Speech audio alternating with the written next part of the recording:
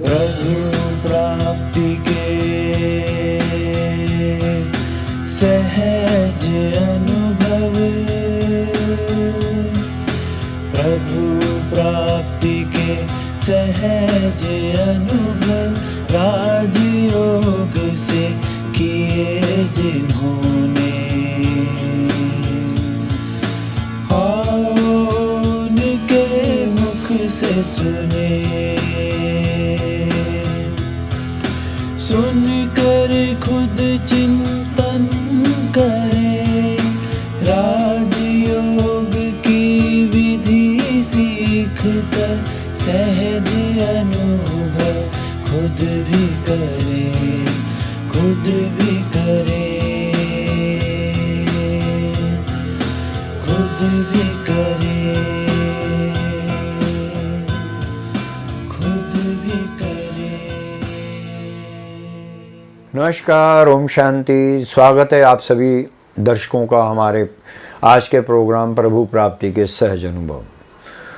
कुछ आत्माएं ऐसी होती हैं जब वो ईश्वर से मिलने की ठान लेती हैं और ईश्वर से मिलने के उनके अपने रास्ते जब खुल पड़ते हैं तो वो जो शक्तियां हैं, वो जो अपनापन है, वो उनके साथ साथ चलती हैं।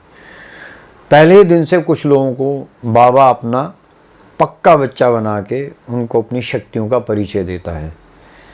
ये आत्मा के साथ भी ऐसा हुआ। ये एक वयोवृद्ध आत्मा है, बहुत सेवादारी भाव वाले, यानी कि सेवा जिनकी नस नस में। एयरपोर्ट अथॉरिटी में जॉब करते थे, रिटायर्ड हैं, शरीर की आयु शायद 78 वर्ष के करीब है।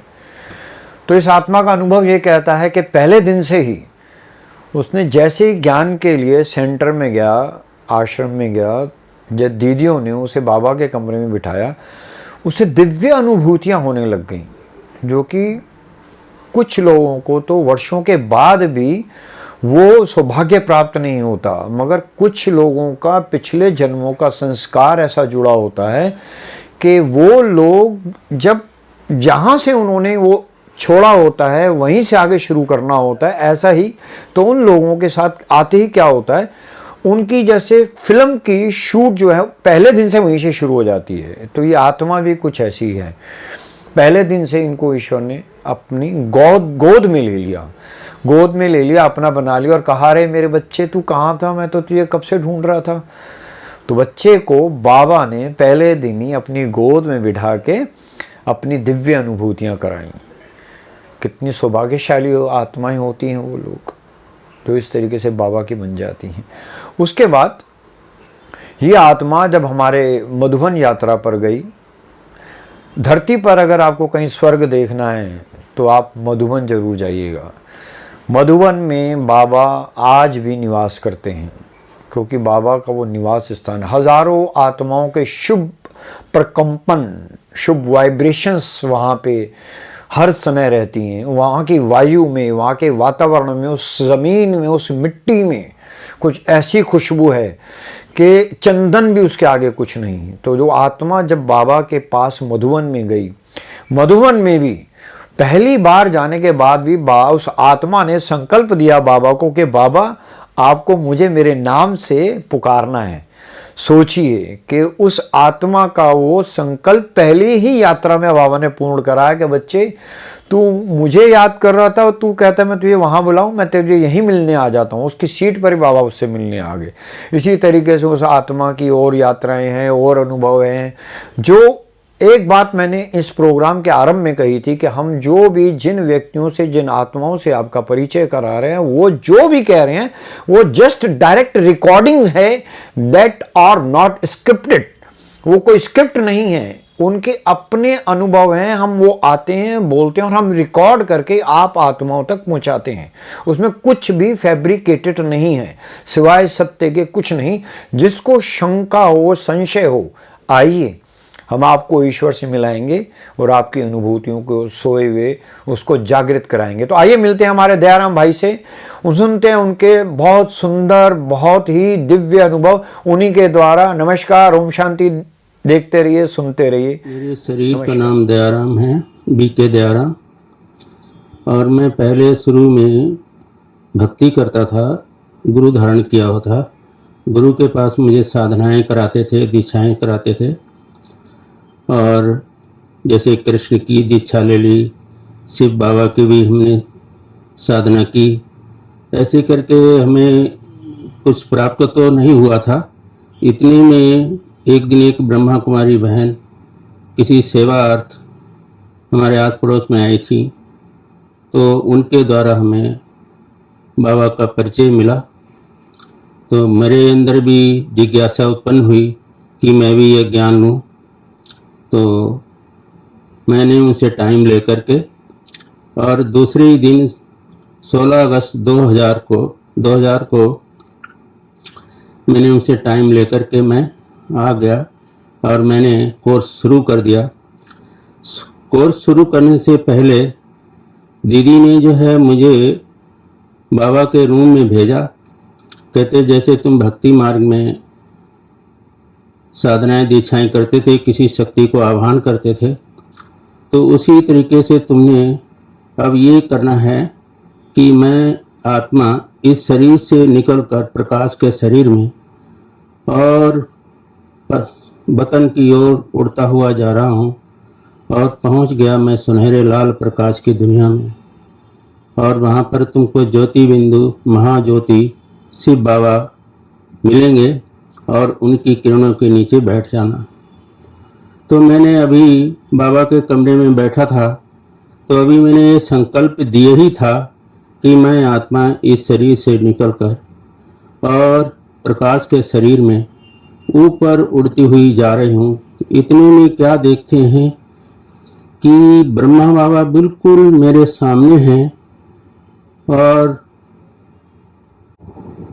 ऊपर से एक ज्योति बिंदु रूप में जैसे किरणें मेरे ऊपर फोकस कर रही हैं। और ब्रह्मा बाबा कहते हैं, बच्चे मैं तुम्हारा कितने दिनों से इंतजार कर रहा हूँ, मेरा बच्चा जरूर आएगा, जरूर आएगा।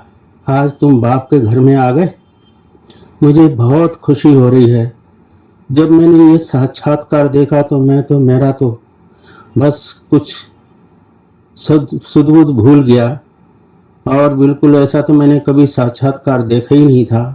इतनी दिन भक्ति की, इतनी साधनाएं की, कभी कोई साक्षात्कार नहीं हुआ।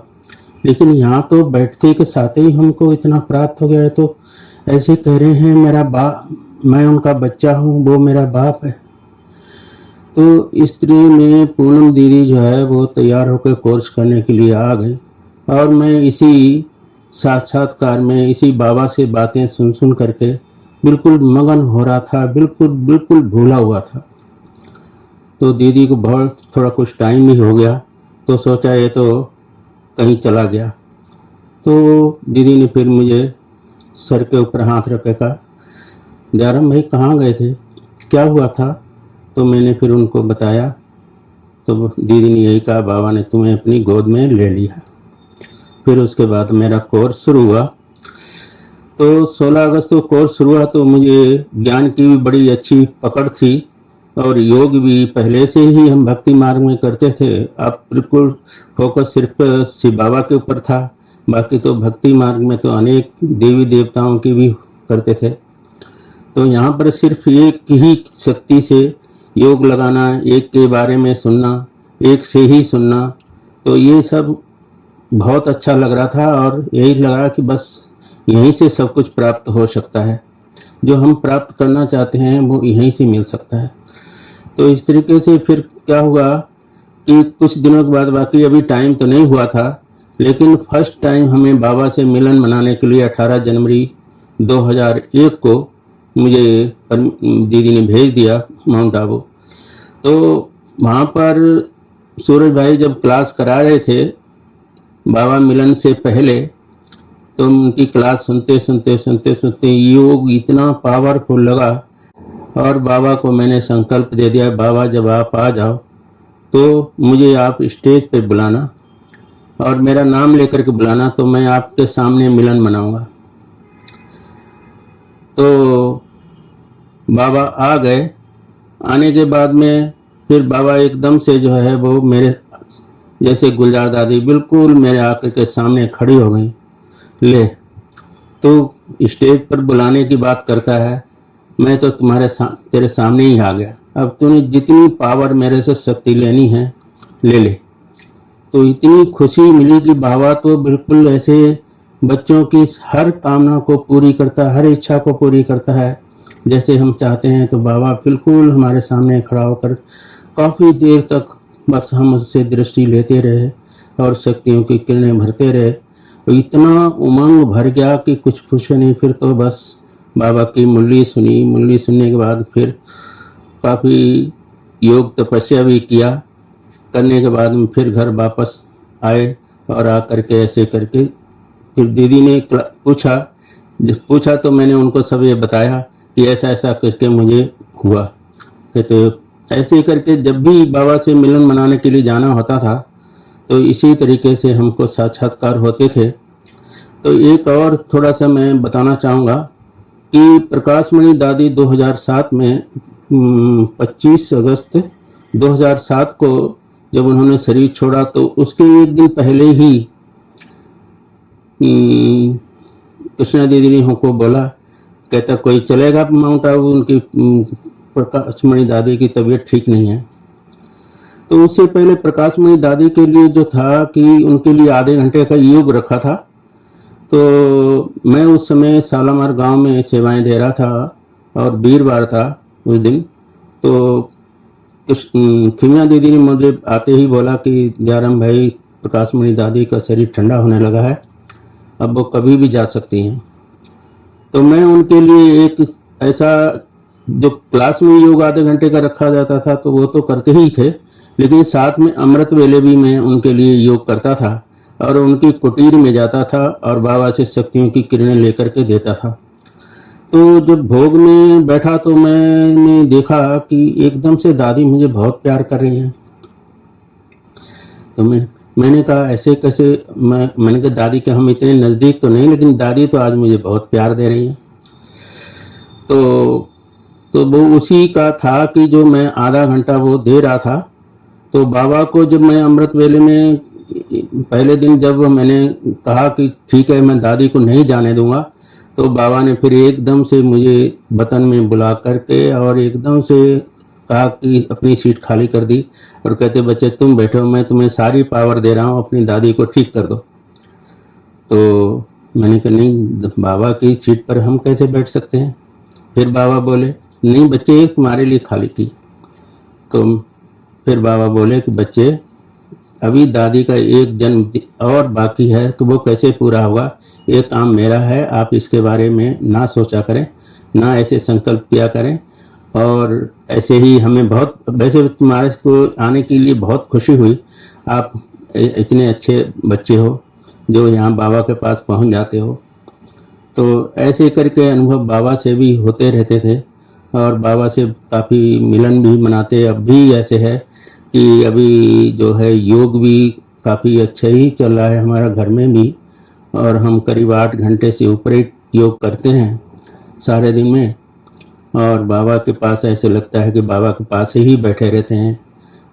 और भी अनुभव हैं। तो इस तरीके से जो है बहुत बड़े अच्छे अच्छे अनुभव भी हुए हैं। इस तरह बाबा ने अनुभवों के साथ साथ मुझे सेवा के निमित्त भी बनाया। सबसे पहले मैंने अपने परिवार की सेवा की, उनको मुरली सुनाना, ज्ञान सुनाना, और उसके बाद में 2 मतलब एक लड़की और एक उगल भी हमारी ज्ञान में चलती है। लड़की भी बहुत अच्छी ज्ञान में चल रही है। और तो बच्चे सहयोगी हैं लेकिन ज्ञान में रेगुलर नहीं चलते। और तो इसके बाबा ने जो है आजकल बी ब्लॉक में एक किसी ने जगह सेवा अर्थ दी है, तो उसमें मैं सेवा करता हूँ। वहाँ शालीमार बाग के बड़े बड़े प्रोग्राम होते हैं और जब भी दीदी ने हमको कोई सेवा के लिए किसी भी समय मुझे याद किया तो मैं निर्विघ्न उनके आगे हाजिर हो जाता था। मुझे कोई विघ्न नहीं है। इससे पहले भी मैं एयरपोर्ट पे नौकरी करता था, तो मैं सोचता था कि नौकरी करने के बाद में, रिटायर होने के बाद में क्या करेंगे, लेकिन बाबा ने ऐसा हमको अपना बनाया कि आजकल जो है बिल्कुल भी इतने बिल्कुल बड़े प्यार से समय बीतता है जैसे बाबा के साथ ही बैठे रहते हैं।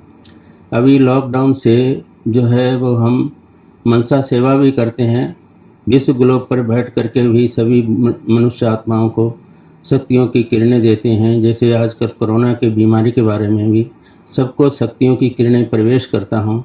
ऐसे लगता है जैसे कि कोरोना वो इतनी आत्माएं शक्तिशाली होती जा रही हैं और कोरोना निकल करके भाग रहा है और वो बिल्कुल ठीक होते जा रहे हैं।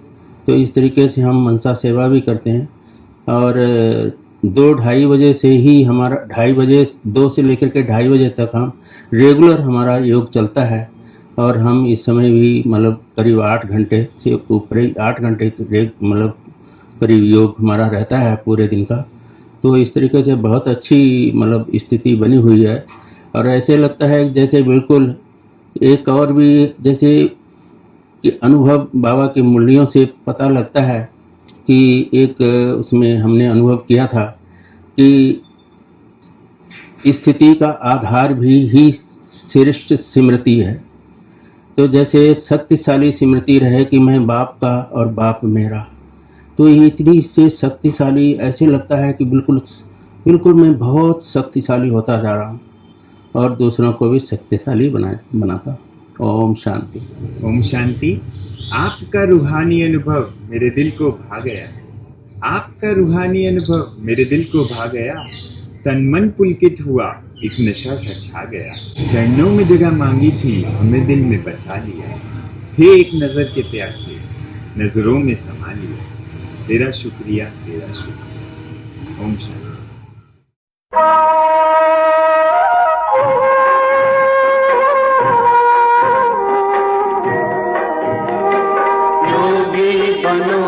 ज्ञानी बनो, योगी जीवन है प्यारा। योगी बनो, ज्ञानी बनो, योगी जीवन है प्यारा। काम क्रोध मद लोभ मोह वश आज है सब मोहताज। योग लगा कर पाप मिटा ले, स्वर्ग सजा ले तू आज। काम क्रोध मद लोभ मोह वश आज है सब मोहताज। योग लगा कर पाप मिटा ले, स्वर्ग सजा ले तू आज। जन्म जन्म की प्यास बुझा ले, पावन बन कर आज। योगी बनो, ज्ञानी बनो, योगी जीवन है प्यारा।